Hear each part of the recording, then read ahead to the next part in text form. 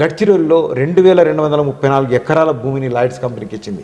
ఇదే లాయిడ్స్ కంపెనీకి ఇవ్వాల్సిన భూమి గురించి 73 గ్రామసభ తీర్మానాలు వ్యతిరేకంగా వస్తే లాయిడ్స్ కంపెనీకి భూమి ఇవ్వలేకపోయింది. ఏదైతే 2006 అడవి హక్కుల చట్టం కానీ 1996 పెచ్చ చట్టం కానీ అది ఆదివాసులకు ఒక బలమైన చట్టాలుగా ఉన్నాయి. అయినా కానీ ఆ చట్టాల అమలు ఎక్కడ జరగడం లేదు. ఎక్కడ వనరు ఉన్నా, ఎక్కడ అడవి ఉన్నా, ఎక్కడ కార్పొరేట్లకు దోపిడీకి అవకాశం ఉన్నా దాన్ని అప్పనంగా తీసుకునే పరిస్థితి దోపిడీ ప్రభుత్వాలు కలిస్తున్నాయి. దోపిడీ ప్రభుత్వాలు కల్పించే పనులు భాగంగా అక్కడి నుంచి ఏ మీద మాట్లాడినా, ఏ ఆదివాసీ సంఘం మాట్లాడినా లాస్ట్కు మూలావాసి బచావ్ మంచ్ అని ఒక 35 ఆదివాసీ సంఘాలతో ఏర్పడింది. దాని మీద కూడా అక్టోబర్ నెల 2024లో నిషేధం విధించింది. వాళ్ళని అరెస్ట్ చేసింది. అది ఏడాది కాలం అన్నది ఇప్పుడు ఏడాది దాటిపోయింది, ఇంతవరకు నిషేధం ఎత్తేయలేదు.